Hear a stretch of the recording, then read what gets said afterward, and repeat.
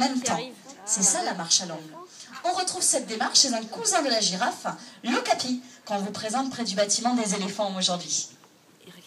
Regardez la hauteur des girafes. Elles sont grandes. Elles peuvent mesurer jusqu'à 6 mètres de haut. Ici, le plus grand, c'est Joseph. Alors Joseph, vous pouvez le reconnaître, il n'a pas du tout les mêmes taches que ces girafes-là, qui sont des girafes réticulées. Joseph, c'est un hybride. C'est un mélange entre deux sous-espèces, entre la girafe de Rothschild et la girafe réticulée. Regardez la tête des girafes. Des petites cornes sur la tête. On ne les appelle pas des cornes, mais des ossicones. C'est de l'os recouvert de peau et recouvert de poils. Je vous ai parlé de la hauteur de la girafe, mais pas du poids. Elles peuvent peser jusqu'à 1,5 tonnes. Mais malgré ce poids, ça peut courir vite. Ça peut courir à plus de 50 km/h. Alors attention avec les girafes parce qu'elles bottent et par devant, et par derrière, et sur les côtés. C'est pour ça que même les lions en Afrique, ils s'en méfient. La girafe adulte, si elle est en bonne santé, elle n'a pas de prédateur. Parce qu'attention, un coup de patte de girafe, ça peut briser tout à fait la mâchoire d'un lion. C'est vraiment mortel. Donc il faut s'en méfier quand même, il faut faire attention. Les girafes, de par leur hauteur, on les surnomme les vigies de la savane. Les vigies, car ce sont les premières à distinguer les prédateurs en Afrique. Donc souvent, elles sont entourées d'autres herbivores comme les antilopes, les gnous, les zèbres, qui se disent « Oh là là, si la girafe a fui, je fuis aussi, c'est qu'il y a un danger. » Alors la girafe, comme vous pouvez le constater actuellement, c'est une folivore, une mangeuse de feuilles. Et elle raffole d'un arbre, vous l'avez sous les yeux, c'est l'acacia.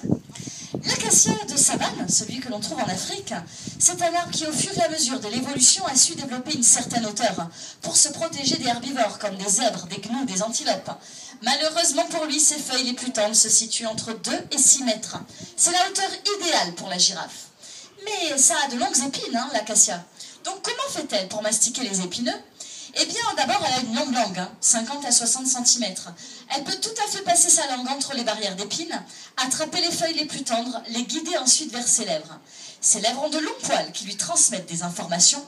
Sa bouche a de puissantes muqueuses et son palais est tapissé de rainures transversales. C'est tout ce système qui permet à la girafe de mastiquer les épineux. Alors sachez aussi, petite anecdote, que la girafe, vous ne pouvez pas vous faire mordre par elle. Elle n'a pas du tout d'incisive sur la mâchoire supérieure. Les girafes de Beauval, alors comment les soigneurs les nourrissent-elles? Les nourrissent-ils leurs girafes? Avec, vous voyez, des branchages à disposition, mais du foin aussi et de la luzerne. Dispositif toujours en hauteur pour ne pas les embêter à avoir la tête en bas.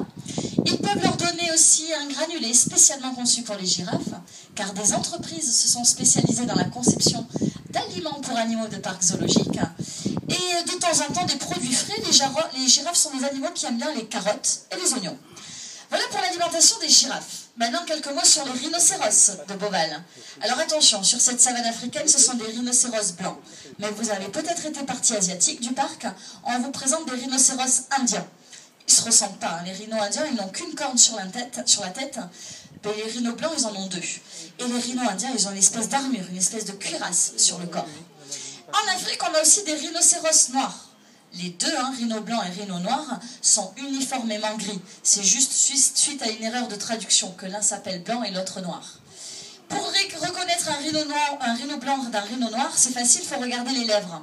Les rhinos blancs, ils ont des lèvres larges et plates, capables de brouter les brins d'herbe, même les plus courts, tandis que les rhinos noirs, ils ont des lèvres pointues, ce sont des folivores, des mangeurs de feuilles. Donc, partie ici africaine de Beauval, ce sont des rhinocéros blancs. On en a plusieurs. On a Smosque, un mâle adulte. Satara, femelle adulte. Mafunian, femelle adulte également. Et un petit Wami, le fils de Satara et Smosque, qui est né en octobre 2011. On ne vous attendait pas à avoir un tout petit bébé, Il a bien grandi maintenant, le petit Wami. Et c'est notre deuxième bébé rhinocéros né à Beauval. On a déjà eu le petit Kanti, par le passé, qui est né en 2009.